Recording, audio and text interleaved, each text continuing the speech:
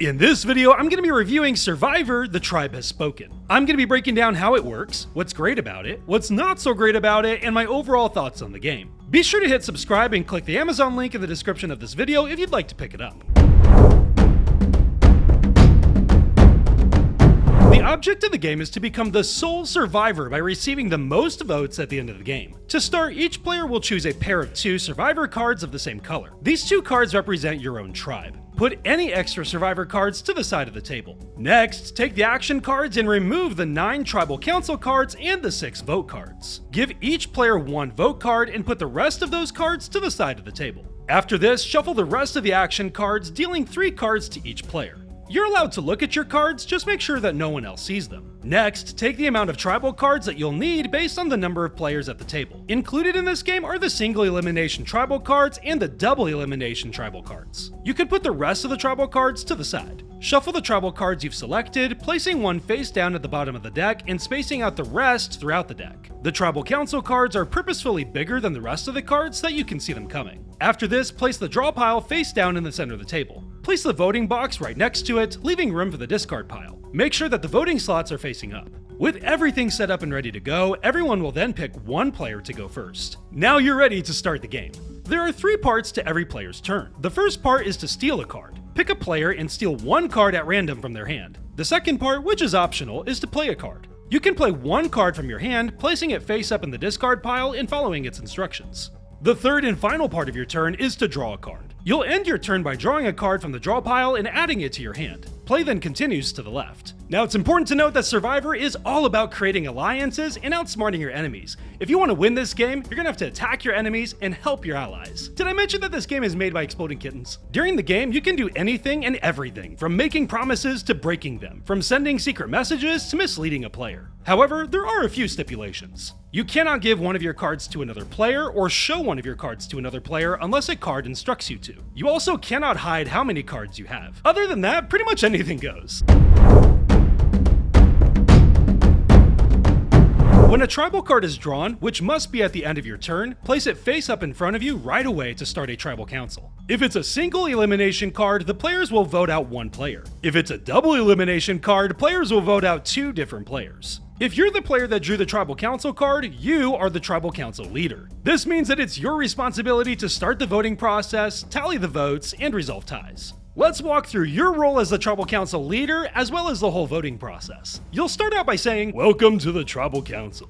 If anyone has a tribal advantage card, you may play it now or anytime before we vote. Keep in mind that any votes gained from a tribal advantage card must be used during the current tribal council. You can play as many of these cards as you'd like, but not after the voting has started." Then you'll say, "Now let's discuss who should be voted out. We can ask questions, form alliances, tell the truth, lie, and speak in private." Discussion continues until you as the tribal council leader decide it's over. Alright, that's enough discussion. It's time to vote. Here's how it works. During the vote, we're all gonna close our eyes and tap on the table in rhythm. In case you're wondering what the reason is for this odd rule, it's so that no one can hear how many votes are being cast. When the voting box is in front of you, open your eyes and put your vote card in the slot representing the player you are voting for. Then pass the box to the player on your left, even if they don't have a vote card. Tap them on the shoulder and close your eyes. Everyone must vote. I'll go first. If you'd like, you could put the voting box in another room and allow people to vote privately. As well, if you have additional voting cards, you can use them on the same player, a different player, or save them for next time. Everyone, open your eyes. If anyone has an immunity idol and wants to play it, now would be the time to do so. Okay, I'll open the box and tally the votes. If it's a single elimination tribal council, whichever player received the most votes must flip over one of their survivor character cards. If it's a double elimination tribal council, the 2 players with the most votes must flip over one of their survivor character cards. Once the voting is ended, return 1 vote card to every player that's still active in the game. Discard all the other cards in the discard pile. After any voting session, feel free to blurt out, "The tribe has spoken." After the council, play continues to the left. If at any point both of your survivor character cards are flipped over, you are immediately eliminated from the game. Be sure to put all of your cards in the discard pile, but don't leave just yet, as you'll be called upon for the jury for the final tribal council. Now, in the instance that there's a tie between single elimination or double elimination, the tribal council leader gets to decide which player or players are voted out. However, if there are only 3 players left and 2 players must be eliminated, the Tribal Council leader must decide which one of the 2 is eliminated, thus immediately kicking off the final Tribal Council. If at any point it's unclear who is voted out due to too many ties, some players getting no votes, or other players using immunity idols, the Tribal Council leader must decide who to vote out based off of these criteria. First, be sure to choose from the non-immune players who received votes. However, if there aren't any, choose from the non-immune players who received no votes. Lastly, if there's not enough of them, choose from the players who played immunity idols. And now we've come to the final Tribal Council.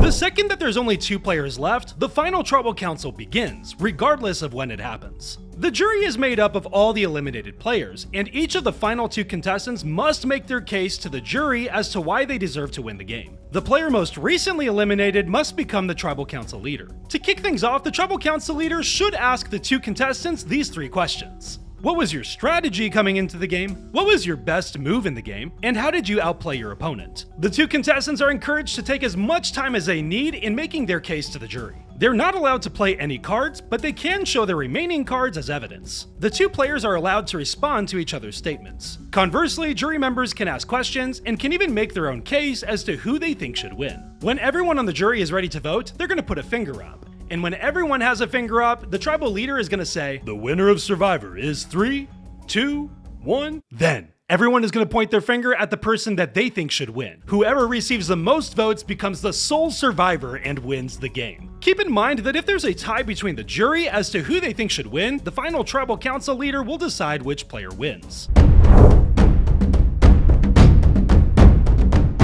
The Tribal Council cards. When you draw this card, it immediately triggers a Tribal Council meeting. When the meeting is ended, discard this card. The vote cards. Each player gets 1 vote card at the beginning of the game and must use it to vote during Tribal Council meetings. The extra vote card. During Tribal Council meetings, you may vote using this extra card, or you can save it for later. The immunity idol cards. These cards can only be played at a Tribal Council meeting after everyone has voted, but before the votes have been tallied. Any votes cast against you will not count. You can also use your immunity idol to protect another player. The sorry for you cards. Anytime someone tries to steal from you, play this card. They get nothing from you and must discard 1 card. If you play this card after an attack that would allow multiple players to steal from you, each of those players get nothing and must discard 1 card. The Tribal Advantage, control the vote cards. Play this card during a Tribal Council meeting to steal a vote card from any player. Once you have the card, use it along with your own vote card. The Tribal Advantage, Goodwill Gamble cards. Give this card to any player of your choosing before voting begins. That player can then use it in addition to their own voting card. They cannot save it for another meeting. The Tribal Advantage, I'm the leader now card. Play this card during a Tribal Council meeting, but before voting begins to become the Tribal Council leader. Once the meeting ends, play commences with your turn or with the player after you if you're eliminated. The Camp Raid cards. Place this card face up in front of any player of your choosing. The next card that they draw becomes your own, regardless of what it is, but only after they've looked at it. After this, discard the card. Keep in mind that you cannot play this card on someone that already has a Camp Raid card in front of them. The Knowledge is Power cards. Ask any player for any card that you want. If they have it, they must give it to you. The Spy Shack cards. Look at any player's hand and take 1 card. Let's form an alliance card. Pick 1 player of your choice. You both get to steal 1 card from any player that you want. They can be 2 different players or the same player. However, you cannot steal from each other. The Inheritance cards. Each of these cards target a different color player. If a player that matches your color card is eliminated, you can play this card and inherit all of the cards in their hand. The Reward Challenge, Do or Die cards. Pick a player of your choice and play 1 round of rock, paper, scissors with them. The winner gets to steal 2 random cards from the loser. If it's a tie, both players swap 1 card of their choice. The Reward Challenge, Power Pair cards. Pick 2 players of your choice. On the count of 3, all 3 players, including you, hold out either 1, 2, or 3 fingers. If 2 players hold out the same number of fingers, both players steal 1 card from the 3rd player. If all players show the same number of fingers, each player will discard 1 card. If everyone shows a different number of fingers, redo the challenge. The Reward Challenge, it's a numbers game cards. On the count of 3, all players, including you, will hold out 1 to 5 fingers. The player that shows the lowest unique number wins the challenge and gets to steal 2 random cards from any player of your choice. If needed, repeat the challenge until there's a clear winner.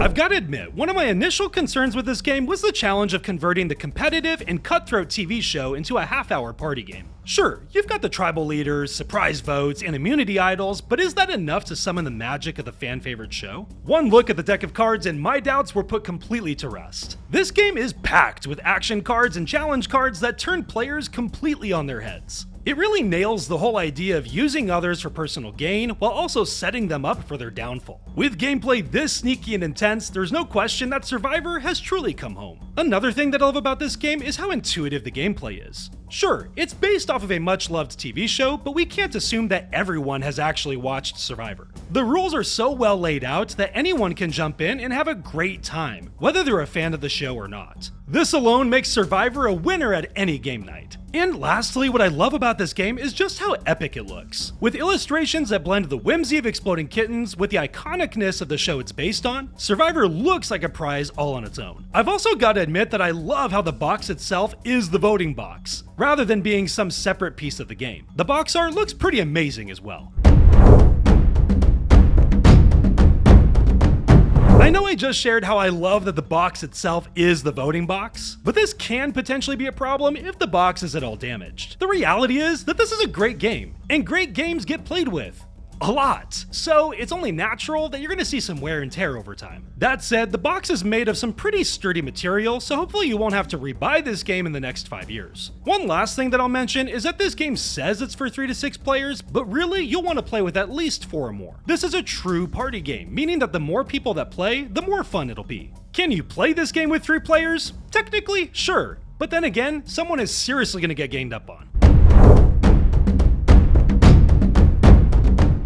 All in all, Survivor: The Tribe Has Spoken is a perfect example of how to bring a hit reality TV show game to the comfort of your home. With edgy gameplay and illustrations that echo the thrills of the show itself, there's no question that Survivor will be a massive hit with game nights everywhere. If you're questioning whether or not to brave the adventure that this thrilling party game offers, my advice would be to get to the island. Thanks so much for taking the time to watch this video. Take care and be blessed.